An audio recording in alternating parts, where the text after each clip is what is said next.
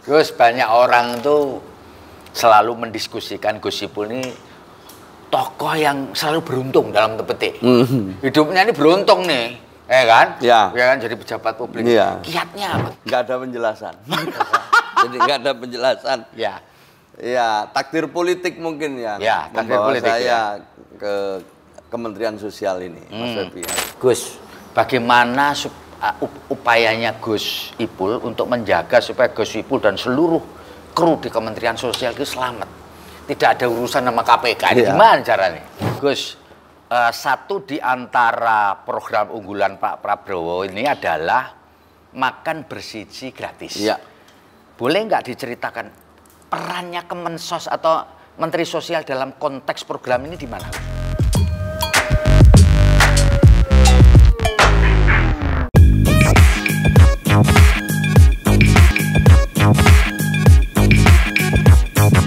Assalamualaikum warahmatullahi wabarakatuh. Salam damai sejahtera buat kita semua.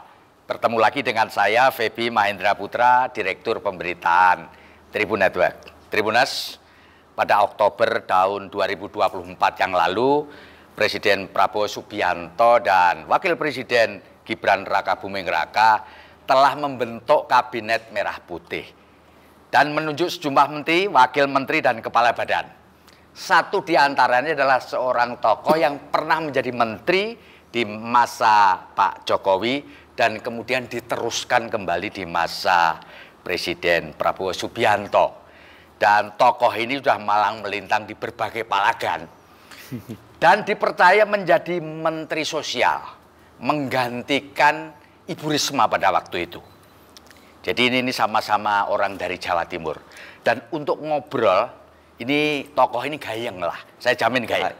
Oleh karena itu saya ingin menyapa Menteri Sosial Republik Indonesia, Bapak Saifullah Yusuf, atau akrab dipanggil Gus Ipul. Gus Ipul, assalamualaikum. Waalaikumsalam, Mas Febi. Luar biasa. Luar biasa, aku diuber-uber terus. Ya, Gus, bisa cerita dong kepada kita semua, kepada pembaca kita, ke pendengar kita.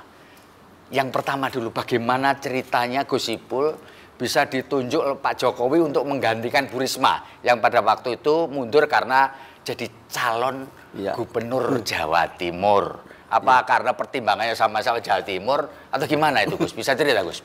Nggak ada penjelasan. Jadi nggak ada penjelasan. Ya. Ya, takdir politik mungkin yang membawa politik, saya ke Kementerian Sosial ini, Mas Febi. Tapi saya matur nuwun lah sama sampean. Ya. Selama ini aku diuber-uber terus, waktu wagub, wali kota, sekarang ke sini, didatengin lagi, jadi saya terima kasih sekali. Ya. Yang kedua, tentu saya merasa terhormat ya dapat kepercayaan untuk menjadi Menteri Sosial, membantu Presiden pada saat eranya Pak Jokowi di bagian akhir, 39 hari, setelah itu di era Pak Prabowo. Kalau ditanya alasannya pasti ya kita tidak tahu persis ya, karena itu kita anggap kepercayaan, ketika dihubungi ya tentu kita menyatakan siap. Gitu. Nah, saya terus terang ada suatu tantangan ya untuk bisa membantu Presiden di bidang kesejahteraan sosial.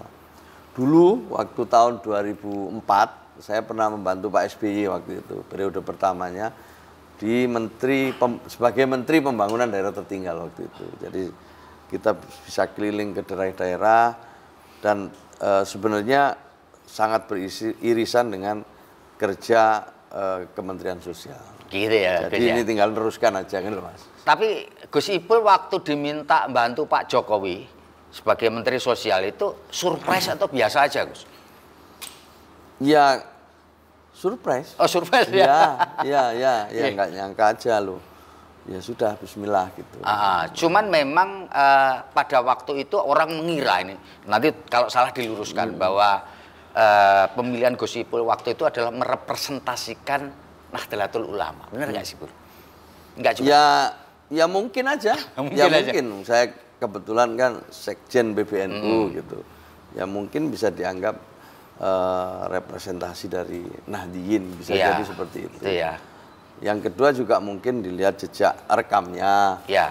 Ya, yang ketiga mungkin ya Presiden punya keyakinan mampu menjalankan tugas, jadi banyak itu, levelnya banyak. Ya, gitu. levelnya banyak. Tapi yang jelas bahwa ini bagi saya suatu kepercayaan dan harus saya bekerja dengan sungguh-sungguh itu aja. Apakah pada waktu itu Gus Ipul juga merasa bahwa ini bakal lanjut nih? Karena kan pemerintahnya Pak Prabowo ini kan katanya berkelanjutan dari pemerintahan Pak Jokowi sebelumnya. Apakah ada satu... Ya, nggak berani berangan-angan aja. Oh, oke. Nggak berani berangan-angan. Ya ini nanti kalau lanjut ya Alhamdulillah, kalau enggak ya sudah memang sampai di titik ini. Gitu. Karena saya merasakan betul ya karir politik ini ya. Jadi tidak ada yang bisa dihitung seperti kita menghitung angka-angka gitu. Angka-angka matematik gitu nggak bisa ya. Ya udah ikuti aja, politik itu kadang kita mendapatkan sesuatu yang kita tidak sangka gitu. Kan gitu, kaget gitu. Jadi karir politik itu kadang-kadang aneh-aneh. Ya udah kita terima aja. Karena saya berpikir terutama waktu itu ya sama seperti Gus Ipul tadi, kalau lanjut alhamdulillah, kalau nggak lanjut cek nemene gitu. Karena kan peran Gus Ipul dalam proses keberhasilan Pak Prabowo sebagai presiden kan ada, benar gitu Pak? Ya kita melakukan apa yang kita yakini aja. Kita yakin Pak Prabowo waktu itu bisa jadi presiden yang baik, yang gitu ya, yang mampu membawa Indonesia lebih makmur. Itu aja waktu itu keyakinan kita seperti itu. Dan alhamdulillah sekarang terpilih dan beliau memang kelihatan sekali punya tekad ya yang sangat kuat untuk membuat lompatan-lompatan agar Indonesia emas tahun 2045 itu bisa terwujud. Langkah-langkahnya mulai dari sekarang, dan apa yang disusun ini sesungguhnya adalah hal-hal yang strategis menyangkut kemakmuran Indonesia ke depan.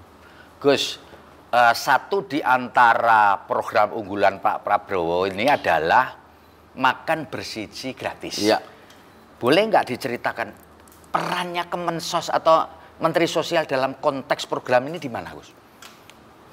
Salah satunya aja ya, salah satunya ya kita, ini kan makan bergizi gratis ini pada akhirnya kan punya dampak luas ya, tidak hanya pemenuhan gizi, tapi juga turut menumbuhkan perekonomian, ikut menyerap tenaga kerja, ya kan banyak sekali efeknya itu. Bahkan juga bisa memperkuat ketahanan pangan kita ya. Jadi banyak sekali efek daripada makan bergizi gratis ini yang kalau kita nanti lihat ke depan ya akan memiliki suatu hal yang mungkin paling nyata diantaranya adalah membuka lapangan pekerjaan.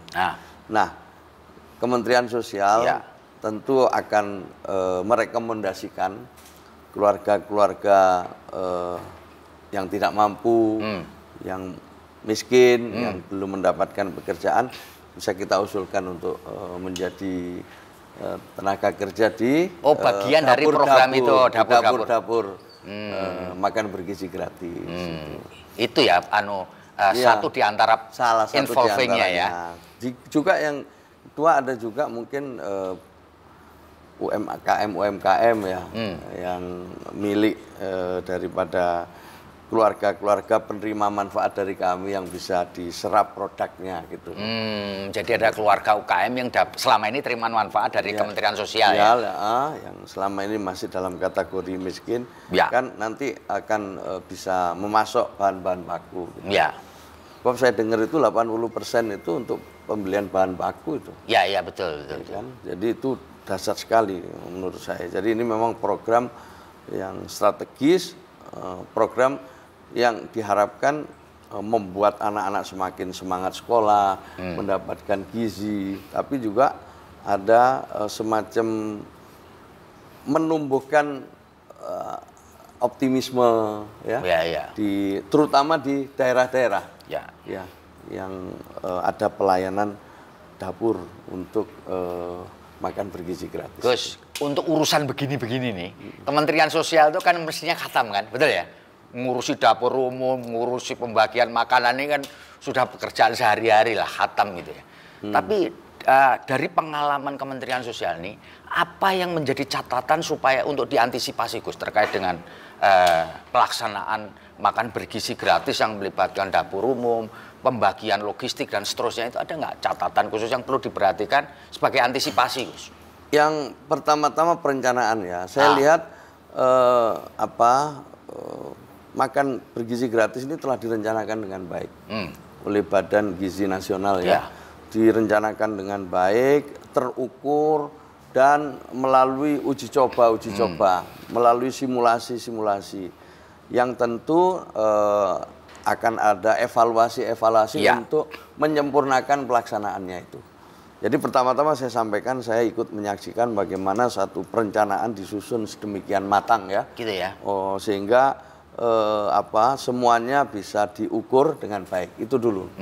Yang kedua tentu dalam pelaksanaannya nanti perlu evaluasi, ya kan? Karena ini menyangkut hal yang sangat besar ya, perlu penyesuaian. Nah, insya Allah dengan waktu nanti akan makin sempurna pelaksanaan program ini. Nah, kalau Kementerian Sosial itu sesuai dengan tugas dan fungsinya lebih kepada beberapa keluarga penerima manfaat atau penerima manfaat. Jadi ada yang keluarga, ada yang individu yang penerima manfaat. Nah, kita ada beberapa juga program makan bergizi gratis, tapi khusus untuk lansia. Ya, khusus untuk penyandang disabilitas. Ada yang seperti ada. Bahkan sehari 2 kali. Jadi untuk lansia terlantar dengan usia di atas 75 tahun. Sehari 2 kali? Sehari 2 kali kepada 100.000 lansia seluruh Indonesia ini. Jadi kita khusus yang lansia lah sama yang penyandang disabilitas. Tapi itu sudah tereksekusi ya untuk? Sudah tereksekusi dan dilayani oleh Pokmas.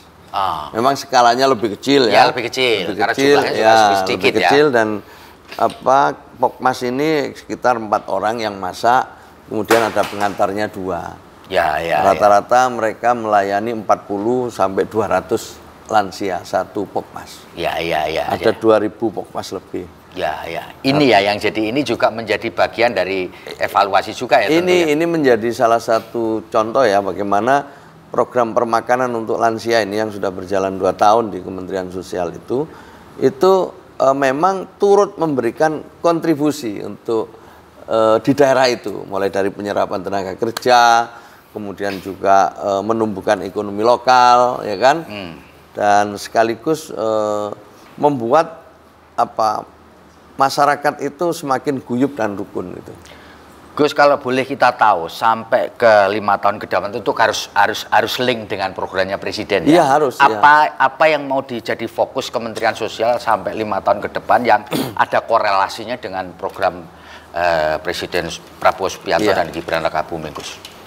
Pertama-tama ya kami diminta untuk memperbaiki data dulu. Data ya? Ya, ini yang jadi atensi Presiden sejak awal. Itu gara-garanya apa, Gus? Apa pemicunya apa ini kok harus jadi data ini jadi apa namanya fokus itu? Sering kan itu ada orang mengeluh ya, bahwa banyak sekali mereka yang seharusnya tidak berhak mendapatkan bansos misalnya, justru mereka terima. Yang tidak terima, yang mereka mestinya terima malah tidak terima, begitulah sebaliknya. Dan itu juga menjadi perhatian Presiden dari awal. Maka pesan kepada kami itu tolong perbaiki data. Kalau datanya nggak akurat itu program kita gagal. Nah, caranya bagaimana ini?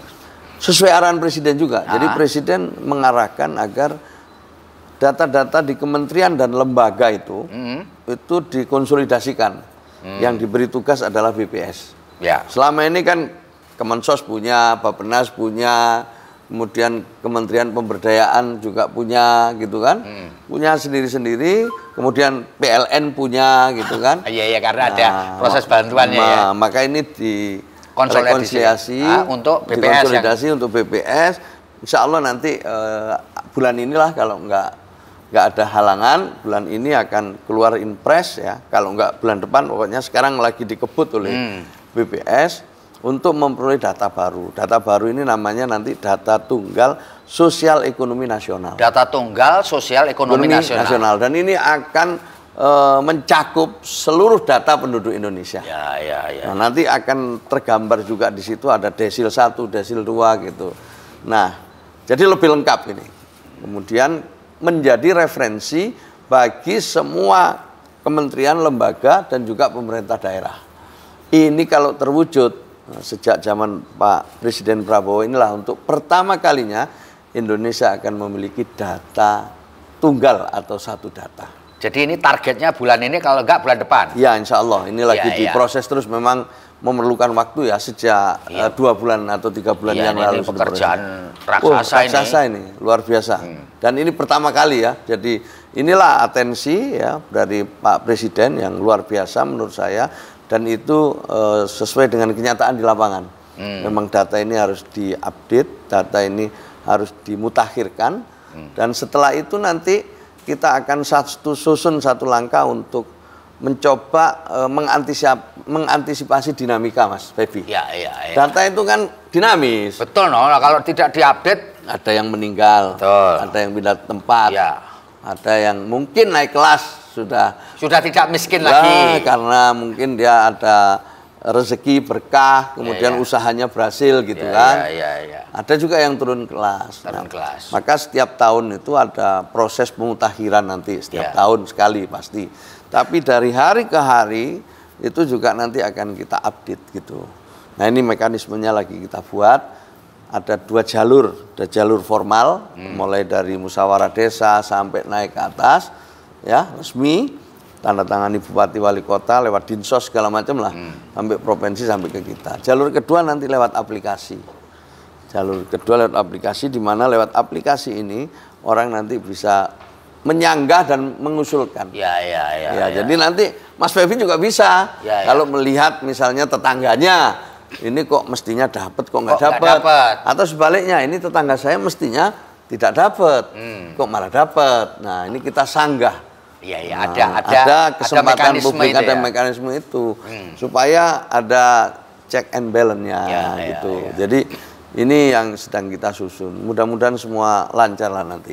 Dengan data yang akurat ini, paling nggak lebih akurat lah ya, mendekati kenyataan, kita susun rencana. Maka rencananya didasarkan pada data yang akurat. Nah, intervensinya nanti maka juga akan tepat sasaran. Kira-kira seperti itu ya. Udah. Setelah itu selesai, apa yang dilakukan? Yang pertama-tama adalah perlindungan dan jaminan sosial.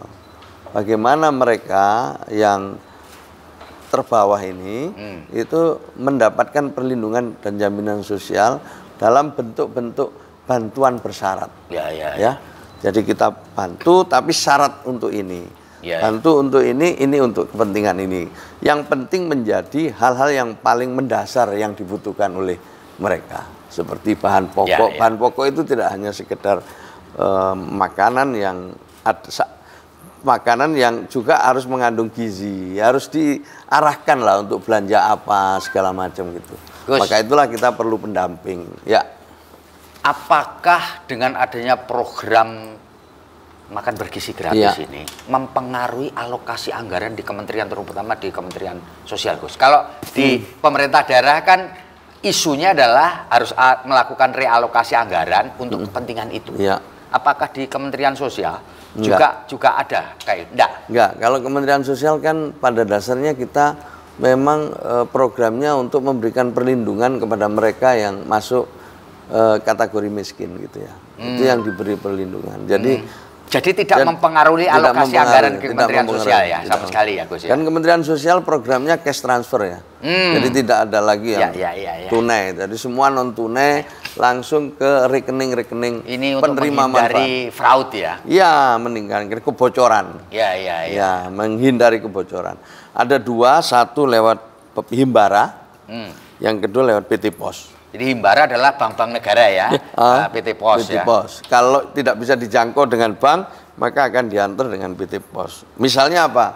Meskipun di Jawa ini ya, tapi penerima manfaatnya itu mungkin sudah lansia, tidak mungkin datang ke bank. Nah, maka PT Pos yang akan datang. Ada 2 caranya, bisa datang ke kantornya PT Pos atau PT Pos yang datang ke tempat-tempat mereka. Itu. Nah, kalau datang ada dua cara juga. Satu, dikumpulkan di RT RW atau di kelurahan, atau PT Pos langsung ke rumah per rumah. Oke, Gus, dari hasil evaluasi untuk penyangga sosial itu, termasuk tadi tidak ada lagi cash, tetapi kemudian harus lewat transfer. Dari seluruh penyelenggaraan itu, evaluasi yang paling menonjol ada nggak, Gus? Dari pelaksanaan bagaimana kita bisa melakukan penyangga sosial. Misalkan memang para lansia, lalu kemudian yang terima pucune digitu rokok misalkan. Ada nggak ada analisis? Ya ada peluang itu ada. Maka itulah ada pendamping. Jadi setiap 300 keluarga ada yang dampingi satu orang. Kita punya pendamping-pendamping yang tugasnya adalah membuat bantuan kita itu benar-benar efektif dan dipergunakan sebagaimana peruntukannya. Lalu yang kedua, pendamping ini juga melakukan suatu diskusi untuk merubah cara pandang mereka, kesadaran mereka tentang hal-hal yang menyangkut masa depan keluarga. Termasuk literasi keuangan, termasuk bagaimana memikirkan pendidikan anak, kesehatan anak, asupan gizi anak. Jadi mereka pendamping inilah yang kita harapkan untuk bisa membuat keluarga ini nanti graduasi istilahnya. Lulus, naik kelas gitu. Dan rata-rata satu pendamping mendampingi 300 keluarga. Ya ini yang kita andalkan ini. Nah, dulu memang dari hasil evaluasi ada pelaksanaannya itu kadang-kadang malah pendampingnya yang nakal gitu. Kan ada juga itu, ada beberapa kasus itu dah. Tapi ya itu kasus lah. Tapi secara umum alhamdulillah berjalan lancar. Gus, di menjelang setelah sampai jadi menteri yang kedua ini di era Pak Prabowo ini, muncul Anda menjadi orang yang ikut mengurusi konflik donasi untuk Agus Salim, iya kan? Yang melibatkan para public figure, melibatkan pengacara terkenal gitu. Gus, bisa nggak dijelaskan apa sih yang sebenarnya kita bisa tarik dari konflik itu apa ini? Yang pertama, niat baik saja tidak cukup. Harus ngerti aturan itu. Itu aja. Jadi memang banyak yang belum tahu aturannya gitu loh. Bagaimana menggalang donasi gitu ya? Harus ada aturannya itu. Sebenarnya supaya sekalian ini gimana sih caranya, Gus, supaya orang kan boleh juga kan setiap orang aku merasa prihatin terhadap seseorang. Kan sekarang di medsos kan banyak tuh. Terus menggalang donasi tuh bagaimana supaya menghindari nabrak aturan ini? Pertama-tama kita ini bersyukurlah sebagai salah satu negara yang paling dermawan, ya kan? Salah satu negara paling dermawan, luar biasa kita ini. Kalau ada lihat orang susah perlu dibantu itu kita spontan, berbondong-bondong. Kadang-kadang kita nggak sadar kalau kita sendiri juga nggak punya uang gitu kan. Ini hebatnya itu tapi itulah nilai-nilai luhur itu yang harus kita pertahankan sebagai satu warisan yang luar biasa. Nah, yang kedua, orang karena spontan itu kadang-kadang ya ngumpulkan uang gitu tiba-tiba. Apalagi sekarang ada medsos ya. Lupa kalau untuk mengumpulkan donasi itu harus izin terlebih dahulu. Dan yang izin itu adalah badan atau lembaga, badan hukum. Oh, jadi yang lembaga yang berbadan hukum. Jadi yang boleh menggalang donasi hanya lembaga yang berbadan hukum? Ya, kalau itu donasinya diumumkan ya ke publik. Disampaikan ke publik? Ya, disampaikan ke publik. Itu dia harus merupakan lembaga berbadan hukum. Kalau yayasan yayasan berbadan hukum. PT, pokoknya apa saja lah yang berbadan hukum. Ya, disuruh itu dulu yang pertama. Setelah itu kalau misalnya membuka donasinya itu hanya untuk orang satu kabupaten, ya cukup dengan bupati. Kalau antar kabupaten kalau antar kabupaten kota gubernur. Pemerintah provinsi gubernur. Tapi kalau antar provinsi ya harus dengan Kementerian Sosial. Cukup jelas itu.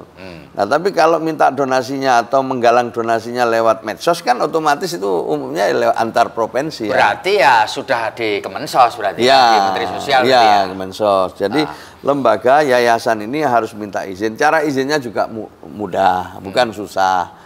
Kita sudah ada aplikasinya, ya namanya pengumpulan uang dan barang. Itu tinggal kita buka terus izin, dilampirkan syarat-syaratnya, selesai, tidak terlalu lama. Setiap 3 bulan harus dilaporkan hasilnya. Hasilnya dilaporkan kepada orang yang memberi izin. Termasuk ke Kementerian Sosial, termasuk kalau bisa juga bagus dilaporkan ke mereka yang memberikan donasi kalau bisa. Nah, bagaimana bentuk laporannya? Kalau uangnya didapat lebih dari 500 juta, harus menggunakan audit yang menyertakan akuntan publik. Kalau di atas 500 juta. Kalau di bawah 500 juta, audit internal. Cukup itu aja. Jadi kayak Agus Salim itu yang 1, sekian M harusnya akuntan publik. Ya, harus akuntan publik itu. Harus dilaporkan dan untuk apa saja rinci. Jadi penggunaannya untuk apa untuk maksudnya? Apa aja penggunaannya untuk apa. Dan setelah itu izin lagi 3 bulan, izin lagi 3 bulan gitu.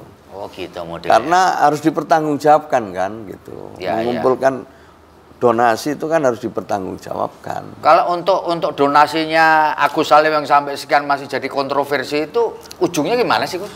Ya makanya kenapa kemudian Kementerian Sosial ikut berbicara lah urusan ini karena memang menjadi bagian dari bidang tugas kami, ya kan? Kita beri informasi tentang aturan-aturan itu aja, cukup sampai di itu. Oh, sampai di situ ya, saja kita kasih tahu, udahlah. Ini kan semuanya pada dasarnya niat baik, gitulah. Kembalikan kepada niat baik itu, ya. Niatnya bantu Agus Salim, kembalikan ke sana. Sementara aturan-aturannya dipenuhi, ketentuan-ketentuannya dipenuhi, gitu. Jangan sampai Agus Salimnya malah terlantar, maka kontroversinya, kesalahpahamannya meluas. Itu yang kita sarankan waktu itu. Selebihnya ya tergantung sama beliau-beliau itu. Jadi Kementerian Sosial Pak Gus Ipul dalam ini loh aturan mainnya. Iya, ini aturannya. Iya, rule of the game-nya seperti ini. Dan kita kasih tahu semuanya ini kan, sampean semua ini kan niat baik awalnya itu. Tapi so far mereka sudah minta izin. Kan waktu itu belum. Waktu itu belum. Saya dengar ya, saya tanya belum. Waktu itu belum. Ya. Saya minta untuk cobalah diperbaiki. Diperbaiki prosedurnya, ya, termasuk mengirimkan hasil audit tentunya kan. Ya harus. Karena duitnya kan lebih dari 500 juta. Iya, harus tadi. Audit, harus hasil audit. Itu kita tunggu sebenarnya itu. Ya kita beritahu aja. Nah, selebihnya monggo, mereka itu kan ya sudah dewasa semua, ya ahli hukum banyak gitu. Yang penting ini jangan sampai Agus Salim terlantar, saya sampaikan gitu. Silakanlah, aturannya sudah jelas. Ya, dan juga konsekuensinya juga sudah jelas. Saya mohon ini menjadi perhatian bersama. Sampai di situ aja kita. Ya. Perannya sampai di situ. Sampai di situ itu. Ya, memang dihimbaunya kalau begitu ya aturannya mainnya harus dipenuhi ya, termasuk izin tadi. Kita minta aturan mainnya dipenuhi. Itu aja kita minta ya. Saya waktu itu menyatakan bahwa saya juga maklum karena masih banyak masyarakat itu yang belum tahu tentang aturan donasi, penyelenggaraan pengumpulan uang dan barang itu. Nah, kita sosialisasi terus sekarang itu. Ya. Gus, meskipun dalam waktu yang tidak lama menjadi menteri di zaman Pak Jokowi, di era Pak Jokowi, masuk ke era Pak Prabowo, menurut Anda style di zaman Pak Jokowi sama Pak Prabowo ada bedanya nggak sih? Ya semua bisa menilai ya, ada samanya, ada sedikit bedanya juga gitu kan, gitu. Ya kan. Jadi kalau Pak Prabowo ini lebih nampak untuk membuat satu tim building ya. Oh, tim building. Sambil super tim gitu. Nampak itu dirancang gitu ya. Bukan Pak Jokowi tidak melakukan itu, mungkin dengan cara yang lain. Tapi saya yang ikut yang saya ikut terlibat di dalamnya memang dari awal Pak Prabowo itu sudah memberikan arahan-arahan yang cukup jelas kepada kami semua ini tentang hal-hal apa saja yang harus kami lakukan di bidang tugas kita masing-masing. Ya, di samping harus menjalankan tugas sesuai tusi, tetapi harus mengintegrasikan, ya, harus berpadu dengan kementerian yang lain. Itu dari awal dijelaskan seperti itu. Dan juga diminta untuk memahami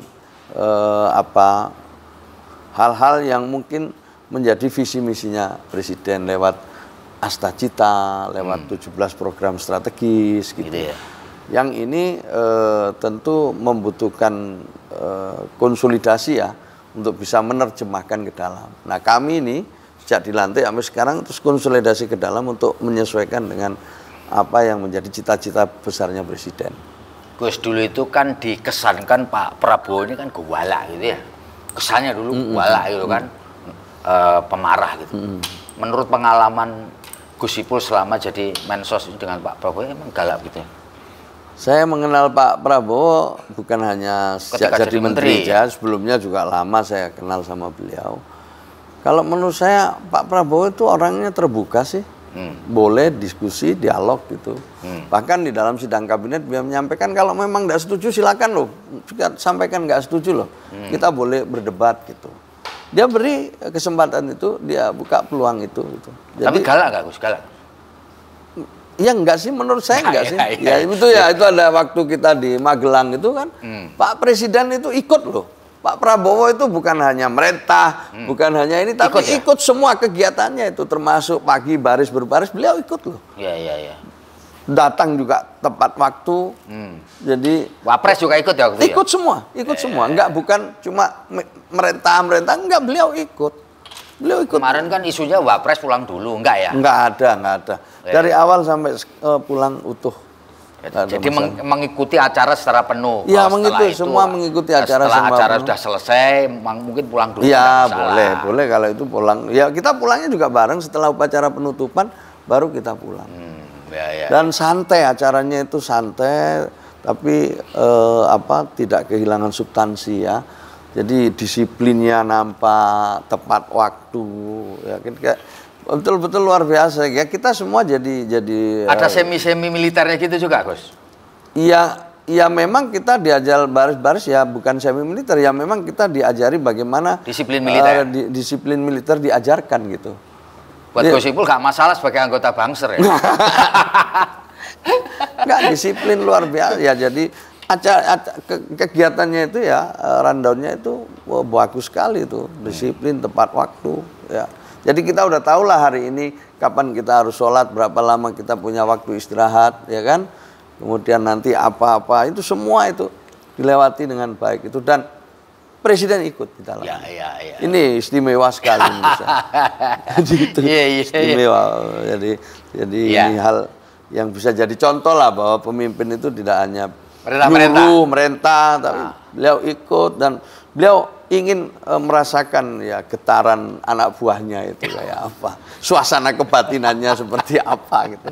Nah, ini bisa ditiru gitu loh. Di sini juga saya tiru akhirnya di Kementerian Sosial penting juga. Saya tiru ya kan? Iya, saya tiru juga. Iya. Dilatih merayap gitu guys ya. Nggak ada sampai segitulah kan, ringan-ringan aja, ringan-ringan ya. Gus, banyak orang tuh selalu mendiskusikan Gus Ipul ini tokoh yang selalu beruntung dalam petik. Hidupnya ini beruntung nih, kan? Ya kan, jadi pejabat publik.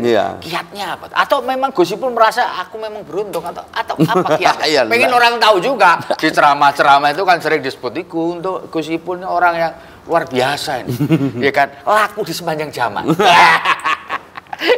Ya, enggak lah. Banyak orang yang seperti saya juga. Cuma takdir politiknya aja yang harus begini. Jadi kita ini termasuk membumi lah. Luas gitu ya Gus ya? Bukan tekon dhuwur menisor munggah meneh. Membumi dulu. Saya suka cerita dulu, suka bercanda juga. Bedanya Pak Jokowi dengan saya. Oh, bedanya ada ya? Nah, Pak Jokowi kan melangit itu. Dari wali kota, gubernur, presiden. Nah, kita dari menteri, wakil gubernur, wali kota gitu. Untung nggak kemana.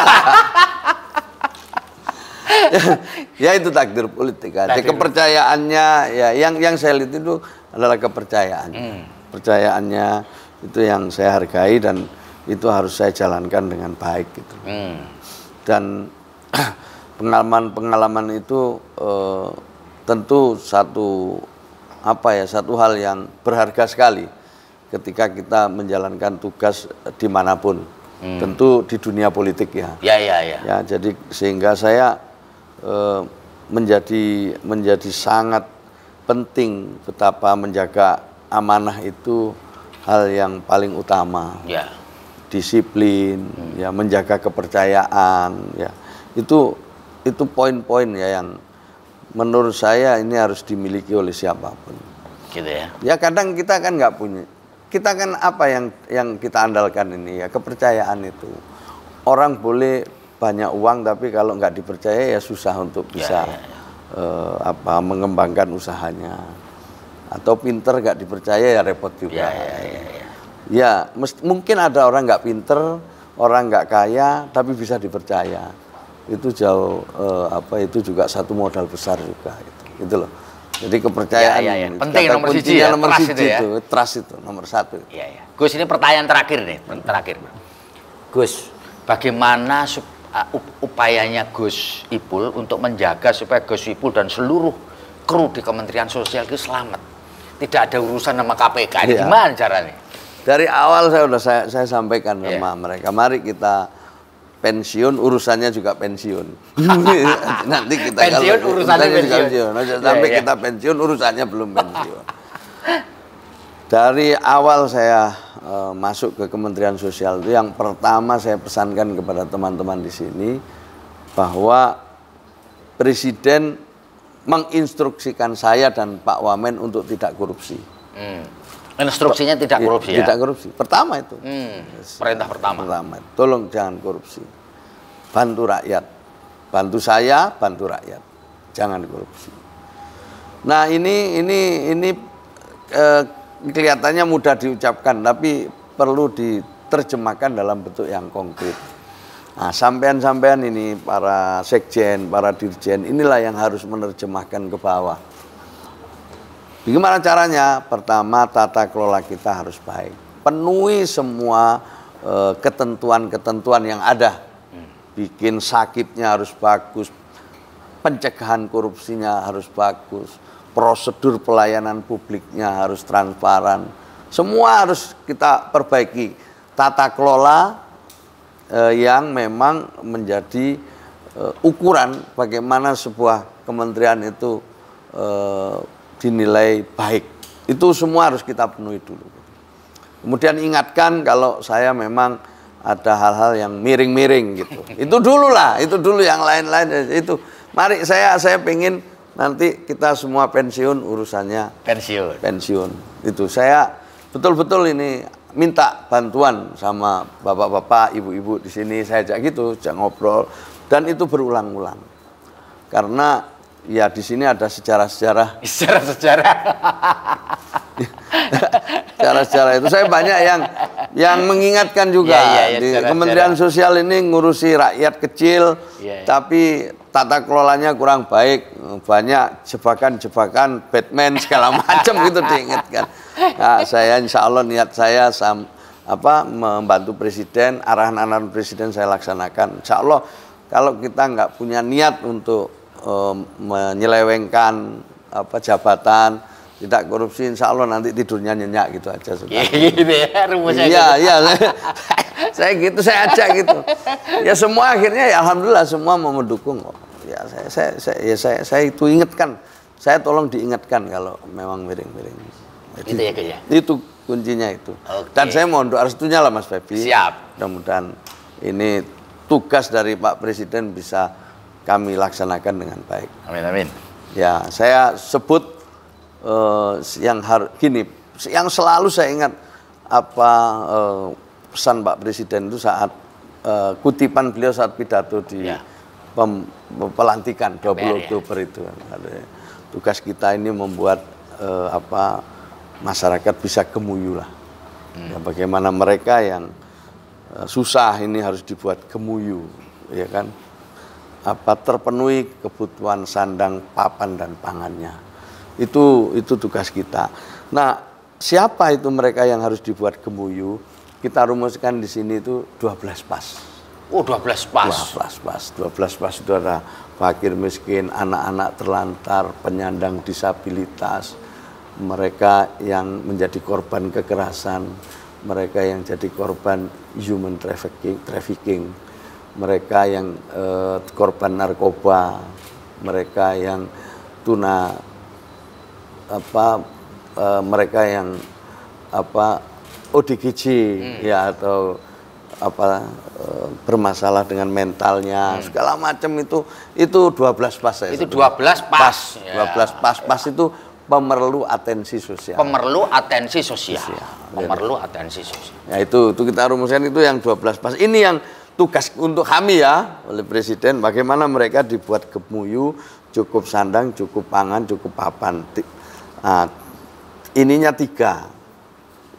Tugas kita itu 3. 1, memberikan perlindungan dan jaminan sosial. Kemudian kita juga perlu merehabilitasi mereka. Nah, makanya ada Dirjen Rehabilitasi Sosial. Dan yang ketiga adalah pemberdayaan.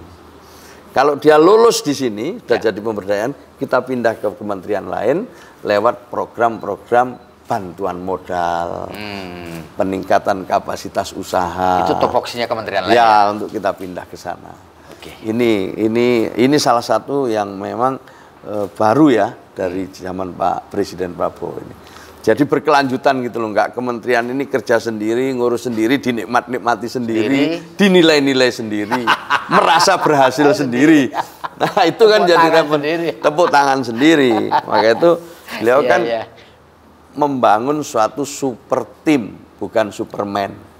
Jadi mulai dari ini kita urut ini, lulus kalau sudah sampai di sini, ya ini tugasnya Kementerian Sosial mempersiapkan mereka yang siap, mempersiapkan KPM yang katakanlah untuk bisa naik kelas, mempersiapkan itu lewat program-program pemberdayaan yang ditindaklanjuti di kementerian lain. Apa ukurannya? Graduasi. Jadi yang sudah lepas dari sini itu nanti digraduasi untuk ikut program kementerian lain. Target kami berapa? Kita punya 33.000 pendamping. 33.000 pendamping. Dengan menyasar 10 juta KPM. Ini yang PKH tok, satu ini ya, PKH. Kita minta mereka minimal 10 KPM setiap tahun. Maka ada 300.000 lebih keluarga penerima manfaat yang bisa naik kelas untuk graduasi. Gitu ya. Nah itu kalau setiap tahun kan ya alhamdulillah luar biasa itu 5%. Target kita itu antara 300 sampai 500.000. Gitu ya. KPM yang graduasi. Jadi ya, KPI-nya Kemensos itu ya? Iya, itu salah satu ukuran kerja kita itu nanti. Mudah. Ya ini untuk pertama kalinya kita coba. Oke. Ya. Baik, Tribuners, ini kita terima kasih banget sama Pak Menteri Sosial Republik Indonesia ini, Saifullah Yusuf alias Gus Ipul ini. Moga-moga bisa mencapai apa yang ditugaskan oleh Presiden kepada kita. Demikian. Moga-moga obrolan kita ini bermanfaat. Saya Febi Mahendra Putra pamit undur diri. Assalamualaikum warahmatullahi wabarakatuh. Sampai jumpa di wawancara berikutnya. Download Tribun X sekarang. Menghadirkan lokal menjadi Indonesia.